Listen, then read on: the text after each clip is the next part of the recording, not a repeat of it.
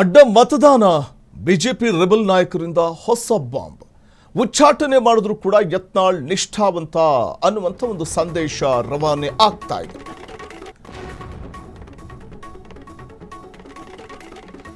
ಒಂದ್ ಕಡೆ ಅಡ್ಡ ಮತದಾನ ಆಗಿದೆ ಪರಿಷತ್ ಚುನಾವಣೆಯಲ್ಲಿ. ಬಿಜೆಪಿ ರೆಬಲ್ ನಾಯಕರು ಇದೀಗ ಹೊಸ ಬಾಂಬ್ ಸಿಡಿಸ್ತಾ ಇದ್ದು ಉಚ್ಚಾಟನೆ ಮಾಡಿದ್ರು ಯತ್ನಾಳ್ ನಿಷ್ಠಾವಂತ ಪಕ್ಷಕ್ಕೆ ಯತ್ನಾಳ್ ಅವರನ್ನ ವಿಪಕ್ಷ ನಾಯಕರನ್ನಾಗಿ ಮಾಡಿ ಅನ್ನುವಂಥ ಕೂಗು ಕೇಳಿ ಬರ್ತಾ ಇದೆ. ತಪ್ಪನ್ನ ಮನ್ನಿಸಿ ವಾಪಸ್ ಕರೆದುಕೊಳ್ಳಿ ಅಂತ ರೆಬಲ್ಸ್ ನಾಯಕರು ಬಿಗಿ ಪಟ್ಟು ಹಿಡಿದಿದ್ದಾರೆ. ಯತ್ನಾಳ್ಗೆ ಪಟ್ಟ ಕಟ್ಟಿ ಅಂತ ವರಿಷ್ಠರಿಗೆ ರೆಬಲ್ಸ್ ಬೇಡಿಕೆ ಇಟ್ಟಿದ್ದು ಅಡ್ಡ ಮತ ಮಾಡಿದವರ ವಿರುದ್ಧ ಆಪರೇಷನ್ ಶುರು ಮಾಡಿ ದ್ರೋಹಿಗಳಿಗೆ ಶಿಕ್ಷೆ ಕೊಡಿ, ನಿಷ್ಠಾವಂತರಿಗೆ ಮನ್ನಣೆ ನೀಡಿ ಅನ್ನುವಂಥದ್ದು ಕೇಳಿ ಬರ್ತಾ ಇರುವಂತಹ ಕೂಗು. ಇದು ರೆಬಲ್ ಶಾಸಕರಿಂದಲೇ ಕೇಳಿ ಬರ್ತಾ ಇರುವಂತಹ ಕೂಗು. ಇದು 2028ರ ಎಲೆಕ್ಷನ್ ಗೆಲ್ಲಬೇಕು ಬಿಜೆಪಿ ಅಂತಂದ್ರೆ ಸರ್ಜರಿ ಆಗಲೇಬೇಕಿದೆ. ಹೈಕಮಾಂಡ್ ಹಂತದಲ್ಲೇ ಬದಲಾವಣೆಗೆ ರೆಬಲ್ ಶಾಸಕರು ಇದೀಗ ಪಟ್ಟು ಹಿಡಿದಿದ್ದಾರೆ. ಯತ್ನಾಳ್ ಅವರನ್ನ ವಿಪಕ್ಷ ನಾಯಕರನ್ನಾಗಿ ಮಾಡಿ ರೆಬಲ್ಸ್ ನಾಯಕರಲ್ಲಿ ಒಬ್ಬರಾಗಿರುವಂಥ ಮಧು ಬಂಗಾರಪ್ಪ ಇರಬಹುದು ಅಥವಾ ಇನ್ನಿತರೆ ಹಲವು ನಾಯಕರುಗಳು ಈ ವೇಳೆ ಅಥವಾ ರೆಬಲ್ಸ್ ನಾಯಕರಲ್ಲಿ ರಮೇಶ್ ಜಾರಕಿಹೊಳಿ ಕೂಡ ಗುರುತಿಸಿಕೊಂಡಿರುವಂಥದ್ದು ನಾವು ಗಮನಿಸಬಹುದು.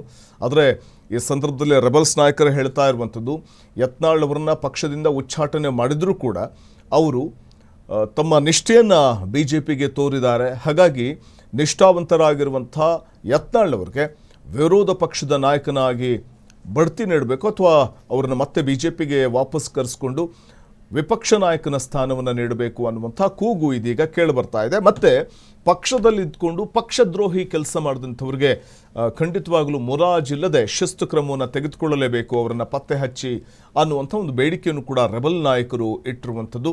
ಹೈಕಮಾಂಡ್ ಮಟ್ಟದಲ್ಲೇ ಬದಲಾವಣೆಗೆ ರೆಬಲ್ ಶಾಸಕರು ಪಟ್ಟು ಹಿಡಿದಿದ್ದಾರೆ. ಬಿಜೆಪಿಯಲ್ಲಿ ಸರ್ಜರಿ ಆಗಲಿ ಅಂತ. ಅದರಲ್ಲಿ ಕುಮಾರ್ ಬಂಗಾರಪ್ಪ ಕೂಡ ರಿಯಾಕ್ಟ್ ಮಾಡಿದ್ದಾರೆ. ನೋಡೋಣ ಏನು ಹೇಳಿದ್ದಾರೆ ಅಂತ.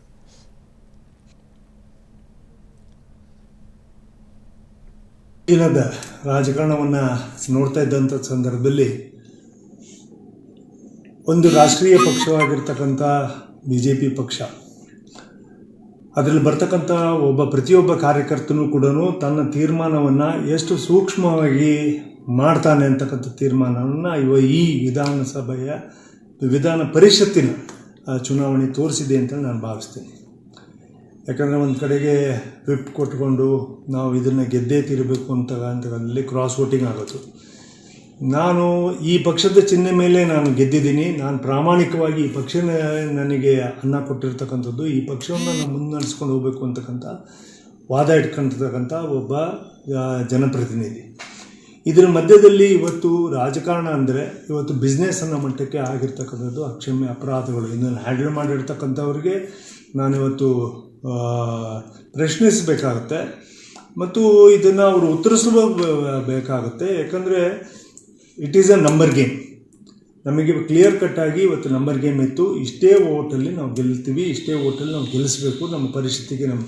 ಅದೇ ರೀತಿಯಲ್ಲಿ NDA ಮಿತ್ರಪಕ್ಷವಾಗಿರ್ತಕ್ಕಂಥ JDSನ ಅಭ್ಯರ್ಥಿನೂ ಕೂಡ ನಾವು ಗೆಲ್ಸ್ಕೊಂಡು ಹೋಗ್ತಕ್ಕಂಥದ್ದು ನಮ್ಮ ಕರ್ತವ್ಯ ಆಗಿತ್ತು. ಒಂದು ವೇಳೆ ನಮಗೇನಾದರೂ ಹೆಚ್ಚು ಕಮ್ಮಿ ಆಗಿದ್ದರೂ ಕೂಡ ನಾವು ಟೋಟಲ್ ಫೈಟಲ್ಲಿ ಪ್ರಿಫರೆನ್ಷಿಯಲ್ ವೋಟಲ್ಲಾದರೂ ನಾವು ಬರ್ತಕ್ಕಂಥದ್ದಕ್ಕೆ ನಮಗೆ ಎಲ್ಲದಕ್ಕೂ ಕೂಡ ಅವಕಾಶಗಳಿತ್ತು.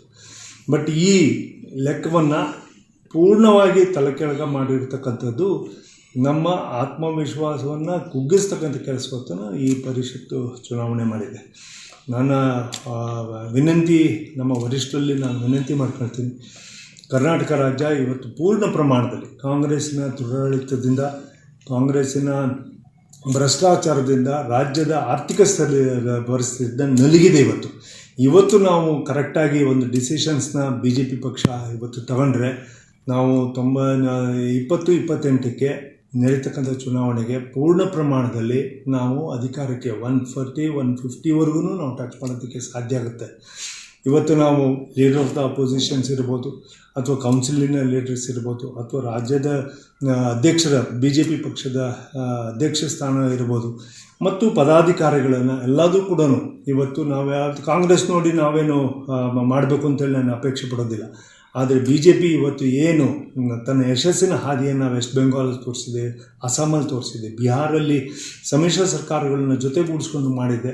ಉತ್ತರ ಪ್ರದೇಶದಲ್ಲಿ ಇದು ಏನು ಮಾಡಿದೆ ಮತ್ತು ಇವತ್ತು ನಾನಾ ರೀತಿಯಲ್ಲಿ ಇವತ್ತು ಕೇಂದ್ರದ ಸರ್ಕಾರವನ್ನು ಬೆಂಬಲಿಸ್ತಕ್ಕಂಥ ಎಲ್ಲ ನಮ್ಮ ಲೋಕಸಭಾ ಸದಸ್ಯರುಗಳು ಇವತ್ತು ನಮ್ಮ ಪ್ರಧಾನಮಂತ್ರಿಗಳ ವಾದವನ್ನು ಮುಂದಿಟ್ಕೊಂಡು ದೇಶವನ್ನು ಮುಂದಿಟ್ಕೊಂಡು ಇದು ಮಾಡಿರ್ತಕ್ಕಂಥದ್ದನ್ನು ನಾವು ಕರ್ನಾಟಕದಲ್ಲೂ ಸ್ಥಾಪನೆ ಮಾಡಬೇಕು ಅನ್ನೋದಾದರೆ ಒಂದು ನನ್ನ ರಿಕ್ವೆಸ್ಟು, ಯಾರ್ಯಾರು ಪಕ್ಷದಿಂದ ಹೊರಗಡೆ ಇದ್ದಾರೆ ಅದರಲ್ಲೂ ವಿಶೇಷವಾಗಿ ಇವತ್ತು ಪ್ರಾಮಾಣಿಕತೆಯನ್ನು ಮತ್ತು ಪಕ್ಷನಿಷ್ಠೆಯನ್ನು ತೋರಿಸಿರ್ತಕ್ಕಂಥ ಯತ್ನಾಳ್ ಅವ್ರನ್ನ ತಗೊಬರ್ಬೇಕು ವಾಪಸ್ ಒಂದು, ಮತ್ತು ಇಂಥವರಿಗೆ ಅವಕಾಶವನ್ನು ವಿರೋಧ ಪಕ್ಷದ ನಾಯಕರನ್ನಾಗಿ ಅವ್ರನ್ನ ಮಾಡ್ತೀರಿ ಅನ್ನೋದಾದರೆ well and good, because will be A very powerful ವಿರೋಧ ಪಕ್ಷದ ನಾಯಕರಾಗಿ ಅವ್ರು ಇರ್ತಾರೆ ಅಂತೇಳಿ ನನ್ನ ಇಚ್ಛೆ ಇದೆ, ನಮ್ಮ ಇಚ್ಛೆನೂ ಕೂಡ ಇದೆ. ಕರ್ನಾಟಕ ಇವತ್ತು ಬಯಸ್ತಾ ಇದೆ ಒಬ್ಬ ಏಬಲ್ ಇವರು ಇರಬೇಕು ಅಂತೇಳಿ.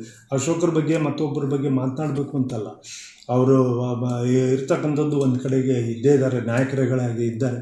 ಆದರೆ ಇವತ್ತು ಯತ್ನಾಳ್ ಅವರು ಕೊಟ್ಟಿರ್ತಕ್ಕಂಥ ಪಕ್ಷನಿಷ್ಠೆ ಏನಿದೆ ಅದನ್ನು ಇದು ಮಾಡಬೇಕು. ಮತ್ತು ಅಲ್ಪ ಸ್ವಲ್ಪ ತಪ್ಪಾಗಿರ್ತಕ್ಕಂಥದ್ದಕ್ಕೆ ಅದಕ್ಕೆ ಒಂದು ಕ್ಷಮಾದಾನ ಥರ ನಾವು ಇಂಥವ್ರು ಕಾರ್ಯಕರ್ತರೇ ಬೇಕು ಅದನ್ನು ದೊಡ್ಡತನದಿಂದ ನೋಡಿದರೆ ಭಾಳ ಉತ್ತಮ ಆಗುತ್ತೆ ಅಂತೇಳಿ ನನ್ನ ಅನಿಸಿಕೆ.